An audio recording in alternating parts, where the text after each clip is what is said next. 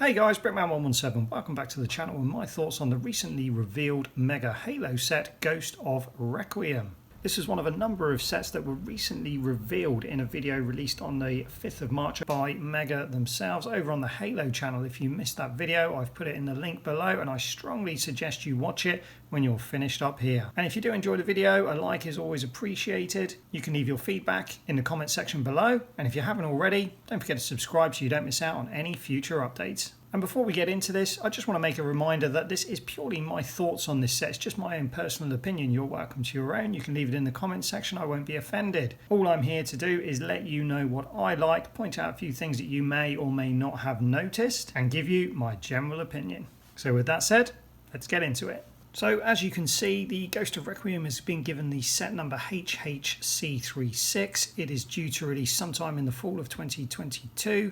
It's got a suggested retail by Kevin on that video we mentioned earlier of $14.99. Piece count is yet to be confirmed and it clearly comes with 4 figures. So for those of you that didn't watch the official reveal, it was confirmed that this set is based on a Halo 4 mission called Reclaimer, and it is part of the Halo universe line. So as you can see, you get 4 figures with this set, which is absolutely fantastic value and is guaranteed to be a sure success for anybody that's into their army building. I cannot wait to get my hands on those Marines. They look absolutely fantastic. Marines are a bit of a funny one in the Halo universe and the Mega community. Most people have their favorite, and they can find it hard to appreciate some from other games.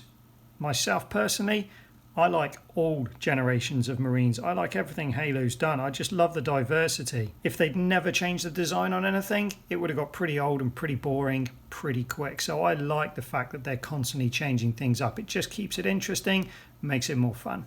So these 2 new Marines, they are the new style mold of Marines, so you can actually take their helmets off, which is a real bonus. We've not been able to have that before on these Halo 4 Marines. We also get an orange Grunt Storm, which is nice because I'm a big fan of grunts. I like amassing grunt armies. And then the main figure in the set, and I'm going to hash this name up, it's either Gekla or Geklaha.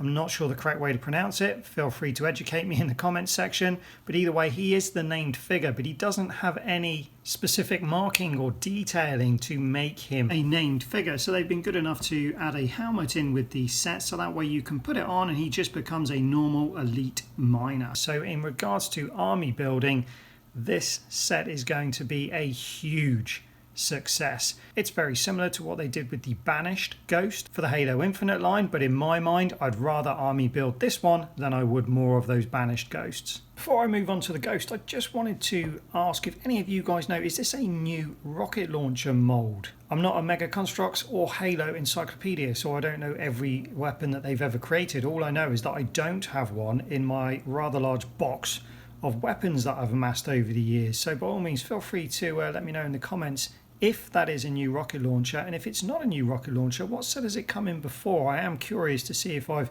possibly got one somewhere, I just didn't know about it. Either way, it looks like a pretty nice rocket launcher. So let's take a look at this Ghost, this ridiculously gorgeous Ghost. It is incredibly nice looking. It is incredible how appealing they've made this Ghost. The second I saw it, I liked it. For one, it's nice to see some Covenant purple back in our lives. You don't realise you've missed something sometimes until you get it back and then you realise how much you've missed it. So yes, very pleased to have that back in the line. But what really makes this Ghost is this absolutely crazy print detail they've got all across the front section of this Ghost. On the wing fins, it's on the front section. Can you call that the bonnet? I don't know. And either way, it makes this Ghost look absolutely fantastic from a distance. And what's really interesting is they've reused the front piece that they created for the Banished Ghost, yet it looks much more at home here on this Covenant Ghost. And I think it is largely down to the printing on it. The Banished Ghost was very plain looking, and I think that plain looking made it look more toy-like. Not that this doesn't look like a toy, but it looks like a higher quality toy because of all that printed detail on it. The blue complements the purple absolutely effortlessly.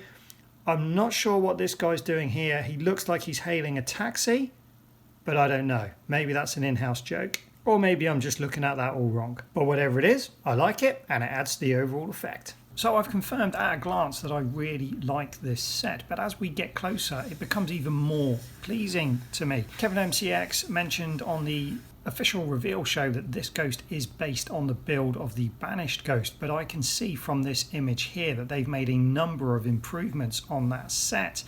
To begin with, when we go to the front, they've replaced the launcher pieces for the old custom gun pieces that they've had for absolutely years. I much prefer this piece. It looks more authentic to me, and I'm not really into playing with the launchers. I can appreciate that has its place for the younger audience, but for myself, I'd much prefer the more in-game accurate piece used. As we move back, they've added some slope pieces here for the detailing just underneath this cowling section, and also in the center there you can see they've used some translucent blue pieces to resemble light emitting from underneath that cowling where the power unit is stored. And as we go back even further, you can see this fantastic printed 1x1 dot, is it? It's like a 1x1 tile, but it's rounded, but look at the printing on that. That's a fantastic piece as well. And you can see they've also brought back footrests for this model that was left out on the Banished Ghost, which is a small detail, but it goes a very long way to making them look more authentic.